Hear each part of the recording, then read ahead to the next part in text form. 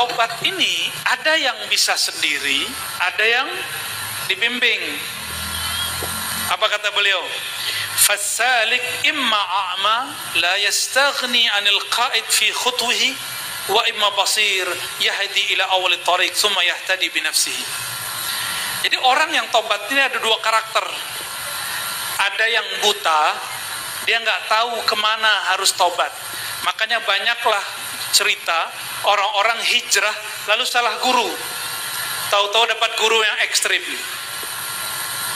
atau dapat guru yang aneh-aneh, atau dapat guru yang nyeleneh. Itu biasa. Itu salah satu sunnatullah orang berguru. Ya. Yang paling banyak ekstrim santri atau orang-orang umum? Yang banyak ekstrim. Coba cek teroris-teroris yang ada di Indonesia, kebanyakan lulusan umum atau pesantren? Umum. Bener ya?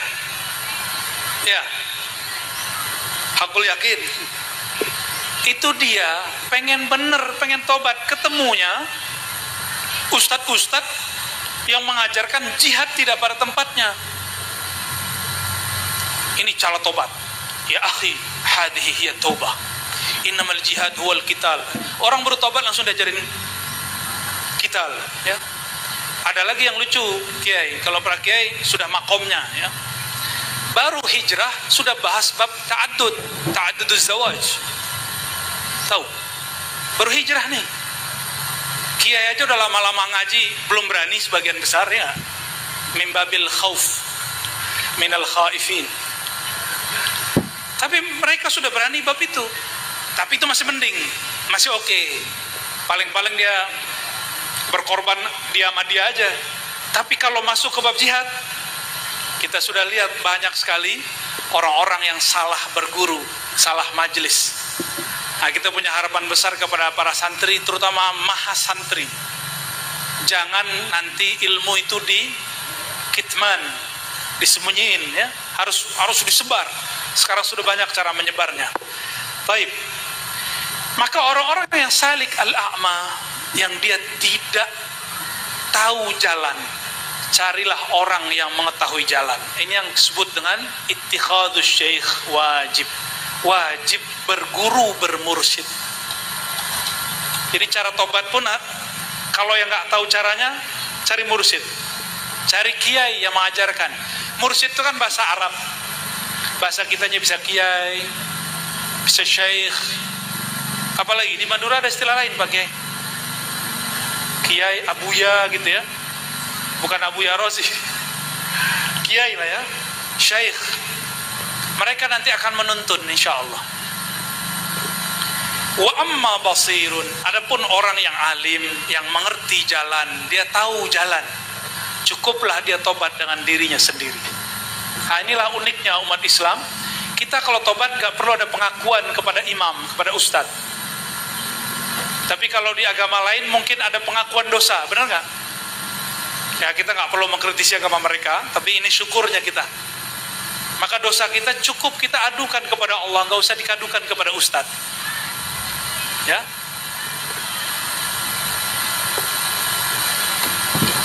Nah, ini tentang wujubit taubah wa fadluha. Mau memunculkan keridhaan Allah dengan cara cepat. Ya, kita ini gak banyak amal, tapi ada cara untuk menggapai ridha Allah, cara cepat, jalan tol. Babnya bab ini, ya. Imam Ghazali menyebutkan beberapa riwayat.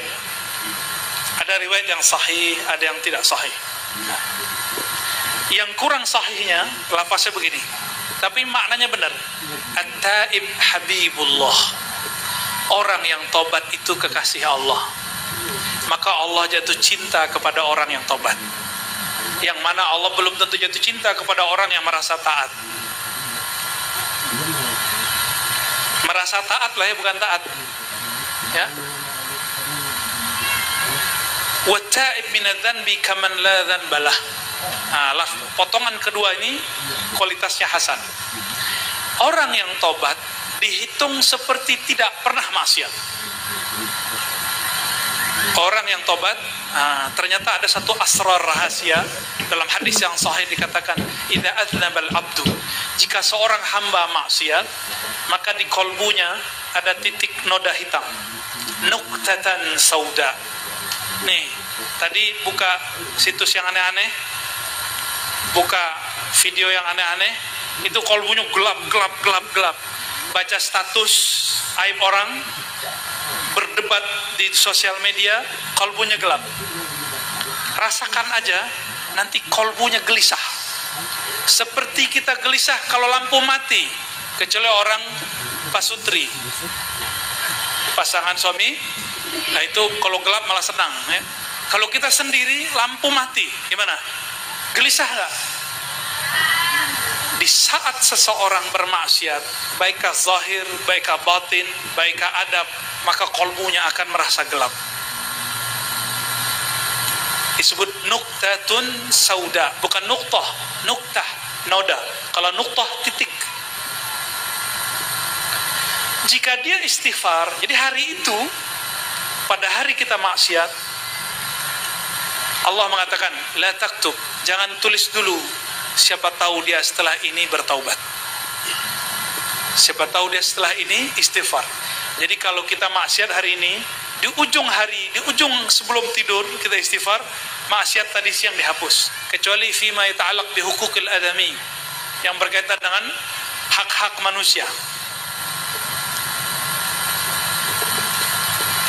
Lalu kalau kita bertobat dihapus nih. Besok maksiat lagi. Titik yang kemarin muncul bertambah dengan titik yang baru. Noda yang kemarin muncul dengan noda yang baru. Inilah kenapa orang-orang sulit khusyuk dalam sholat. Karena la yanjah fi babit taubah. Karena tidak lolos di bab taubat. Gak beres bab taubat, kolbunya selalu gelap, dia tidak akan pernah khusyuk. Karena khusyuk itu ketika kolbunya bening bercahaya. Atas dasar itulah Nabi berkalam kepada para sahabatnya ketika sebelum sholat, sallu salatan muwaddi', salata muwaddi', sholatlah kamu seakan-akan inilah yang terakhir. Kalau kita tahu hari ini terakhir, pasti paling bagus sholatnya. Cuma kan ini hanya menjadi gimmick. Imam-imam hanya dibaca, orang-orang cuma mengulang-ulang, tapi tidak ada pemaknaan. Salat muwaddi itu salatut taibin, salatnya ahli taubat, salat penuh penyesalan. Itu salatut taibin, salatu muwaddi. Lalu di hadis berikut dikatakan, lallahu afrah bi taubatil abdil mu'min min rajulin nazala fi ardi dawiyatin muhlikatin ma'ahu ra'ilatu, sampai akhir hadis ya. Allah sangat afrah, senang nih, mau bikin senang Allah, mau ingin mendapat ridha Allah, cara cepat. Gimana cara cepatnya? Bi taubatil abdil mu'min, dengan taubatnya seorang hamba yang percaya kepada Allah SWT. Itu lebih bagus, lebih disenangi oleh Allah daripada senangnya seseorang kehilangan motornya, kehilangan kendaraannya, lalu ketemu ketika dia sudah capek mencarinya. Sehingga si hamba mengatakan, ya Rabb, anta abdi wa ana rabbuk. Jadi nanti ada orang, ini cerita Nabi, ada orang ketika dia bahagia kendaraannya kembali, dia mengatakan, ya Allah, engkaulah hambaku, akulah Tuhanmu. Saking bahagianya kebalik-balik. Ini yang disebut syatahat ya, disebut syatahat, nyelenehnya orang-orang yang sedang farhan billah, karena senang kepada Allah. Maka oleh-oleh kita malam ini, terutama bagi saya dan para santri dan jamaah yang datang, saya mengajak tidak hanya taubat yang zahir, mari kita mulai taubat yang batin, taubat kolbu. Tobat kolbu. Di kolbu ada iri dengki nggak? Kalau Pak Bupati yang iri sama dia, yang nyalon, yang gagal. Tapi insya Allah yang gagal sudah move on. Karena apa? Karena ada kesamaan kepentingan kekuasaan. Kalau orang dagang di pasar, kepentingannya apa? Dagangan laku. Itu sebabnya sama-sama toko beras itu bisa iri dengki. Padahal santri. Sarungan lagi. Bisa pegang-pegang jimat itu. Jadi kalau kita cek ini Pak Bupati, di semua pasar itu jimat banyak sekali. Yang jual kayaknya kiai juga. Bukan jual, mahar. Maaf Pak Kiainya. Bab jimat kan ada khos, ada babnya. Ada yang mamnu, ada yang jaiz. Ada yang boleh, ada yang haram. Ya, kita sudah tahu lah itu. Orang Madura paling paham lah itu ya. Ya. Kedai makan, sama-sama kedai makan. Saya suka, mata itu suka nggak nyaman kalau masuk kedai makan. Mata itu kemana? Antar kelihatan ada jimat bagian mana. Nggak kelihatan sama orang, tapi kelihatan sama kita. Sama-sama kepentingan diambil sama orang, perasaan kita iri muncul. Nih para jombloan dan jomblowati seneng sama seseorang, si doi, ternyata temen kita yang dapat, marah nggak? Pasti marah, ya. Pasti nyari-nyari kesalahan orang yang dapetin itu. Kenapa? Sama-sama menyukai objek yang sama. Tapi yang paling bahaya kata Imam Ghazali bukan masalah orang dagang, orang berpolitik, bukan masalah orang jatuh cinta. Yang paling bahaya hasadul ulama, hasadnya ulama. Ini yang paling bahaya. Ulama itu apa? Aslinya ulama itu yang takut kepada Allah, yang berilmu. Harusnya dia iri karena ilmu. Kalau itu positif. Karena la hasada illa fisnatain, tidak ada hasad kecuali dua. Karena ilmu dan kitab dan suka berbagi, ya. Tapi hasadnya ulama apa? Orang kalau sudah alim, penjelasannya enak, jelas, jamaahnya banyak gak? Di situ mulai musibah kepada para alim ulama. Ya, disebut kasratul atba. Maka taubatnya ulama yang kita sebut di depan tadi lain dengan taubatnya jamaah. Diujinya bukan begitu. Ada jamaah nanya, dia telat minta izin, afwan Pak Kiai, maaf, afu, telat tadi dari habis Kiai Fulan, penjelasannya bagus. Kiai kesel, kayaknya perasaan lebih alim gua daripada dia. Akhirnya keceplos. Dia itu dulu waktu nyantri tidur. Dulu ada kelas saya itu nggak beres itu. Oh, akidahnya nggak sahih itu, torikotnya nggak bener itu. Nah, itu udah kasar tuh. Ada begitu. Ini hati-hati, hasadul ulama. Hasadnya para ulama. Kalau hasad pakai kitab, pakai ayat, pakai hadis, pakai subhanallah, masya Allah ya akhi, la hawla wa la quwwata illa billah, ana uhibbuk. Tapi batinnya ubghidu. Zahirnya bilang cinta, batinnya benci. Imam Ghazali catat itu dari dulu karena itu pengalaman beliau sendiri. Ini saya bukan lagi nyinggung siapa-siapa ya. Ini kita lagi ngajak, ini beda taubat alim dengan taubat orang-orang yang santri. Kita nggak seneng ada orang ngaji, teman kita, murid kita ngaji ke guru yang lain, itu dosa loh. Itu harus ditobatkan itu. Itu kiai kalau ngajar, hasadnya akan nyebar-nyebar. Kalau guru hasid, muridnya hasid. Gurunya alim, muridnya alim. Gurunya beradab, muridnya beradab. Gurunya ngajarin hasad, muridnya hasad semua. Ini yang dikatakan Imam Sya'rani, Al-Wali, Ibnul Wali. Yang paling parah Imam Sya'rani itu ngomong, kalbun, ibnu kalbin, yang mengerikan sekali ya. Anjing anak anjing, aduh, ngeri kali itu Imam Sya'rani. wali anak wali. Ya, kita nggak sampailah mengatakan itu ya.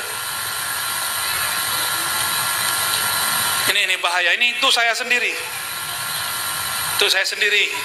Dan siapapun yang merasa dirinya diberi ilmu oleh Allah, rasakan godaan itu nyata sekali. Nyata sekali. Mau dia berumur masih muda, apalagi sudah tua. Ya. Beda taubat orang alim dengan jamaah lain. Ya. Ada lagi namanya taubat dari riya. Riyanya orang alim lain dengan orang awam. Orang alim itu riyanya menyebutkan kitab. Qala fi kitab kaza wa kaza wa kaza wa kaza. Dalam kitab ini halaman sekian, itu senangnya bukan main tuh. Ya. Kita senang kan dimanjakan oleh guru begitu? Senang. Itu bagus secara zahir. Tapi batin dia merasa, di Madura ini cuma saya yang alim. Hanya saya yang bisa menjelaskan pakai kitab. Nah, ada begitu, dia wajib taubat itu. Allah nggak pandang kolbunya. Allah nggak suka sama orang-orang begitu. Walaupun dia duduk tinggi, berdiri tinggi dari jamaahnya, mungkin jamaahnya lebih afdal dari dia. Nah, itu terjadi. Imam Ghazali cerita tentang dirinya. Imam Ghazali cerita tentang dirinya bahwa dia merasa dirinya alim. Maka dia tebus itu di salah satu rihlah Imam Ghazali. Beliau khalwat di salah satu menara di Syam. Turun dari menara sampai di masjid. Ternyata di masjid orang lagi buka kitabnya. Imam Ghazali nyamar jadi murid. Yang dibaca kitab Imam Ghazali. Nah, itu cara beliau. Gak ngomong, itu kitab gua tuh, itu kitab aneh tuh. Gak ngomong dia. Apa riaknya? Ingin disebut alim, takut disebut jahil. Sehingga ketika ada orang bertanya satu bab, dia tidak tahu kitabnya. Pura-pura menyebutkan satu kitab. Dan dia menipu dirinya dan jamaah. Itu terjadi juga. Kita cukup mengatakan, ana la adri. Kata Imam Malik, qauluka la adri nisful ilm. Engkau mengaku tidak tahu, itu separuh tahu. Kalau tidak tahu, cari tahu. Tapi kalau sudah merasa tahu, lalu membantah, akan sulit diberikan ilmu oleh Allah SWT. Maka taubatnya alim, takhtalif an taubat al-muta'allim. Ya. Jadi saya mengajak diri saya sendiri dan kita semua, mari sesuaikan taubat kita sesuai dengan makomat yang tadi. Nah, sebagai penutup, Nabi SAW bertobat di hadisnya disebutkan 70 marrah, yang kedua 100 marrah, 70 kali, 100 kali. Saya bagikan teori tekniknya, silakan amalkan di rumah. Ternyata 70 dan 100 itu jika dibawakan ke dalam diri kita, bukan ngitung. Karena mi'ah dan sab'in litakthir, menunjukkan banyak, bukan litahdid walal hasad, bukan menunjukkan batas. Ternyata cara yang paling gampang memulai istighfar di setiap anggota tubuh. Maka istighfarkan mata. Hari ini sudah berapa kali melihat yang tidak pantas dilihat? Pernahkah bernafsu kepada orang yang tidak pantas kita bernafsu kepadanya? Pernah? Kalau ya, istighfarkan mata. Pernahkah memandang orang lalu menghinakan dia? Istighfarkan satu-satu. Pernahkah mendengar lalu senang jika yang didengar aib orang? Istighfarkan itu. Ini thariqatut taubah, paling gampang. Maka semua ini jika dihitung, jika ada 7 anggota, masing-masing 10 kali tobat, itu yang disebut 70. Ya, jika dijadikan 10 anggota, masing-masing 10, ini pas jadi 100. Maka ungkapan 100 bukan menunjukkan angka. Ini menunjukkan kita benar-benar mendetailkan, terperinci dosa-dosanya satu persatu. Maka Bapak Ibu yang makan Allah, silakan diamalkan. Istighfar mata, astagfirullah dari dosa mata, astagfirullah dari dosa telinga. Ya, semuanya sebutkan. Semoga Allah jatuh cinta kepada kita mulai dari malam ini sampai kita mati. Amin ya rabbal alamin. Mohon maaf jika kalam saya ada yang tidak berkenan. Hanya Allah lah yang maha baik, yang maha lembut. tidak ada maksud untuk menggurui, tapi memang lagi disuruh jadi guru. Semoga Allah meridhai kami yang membawakannya dan semua masyayikh yang hadir untuk merestuinya dan semua jamaah yang mendengarkannya. Wa sallallahu ala sayyidina Muhammad subhanakallahumma wa bihamdika asyhadu an la ilaha illa anta astaghfiruka wa atubu ilaik. Assalamualaikum warahmatullahi wabarakatuh.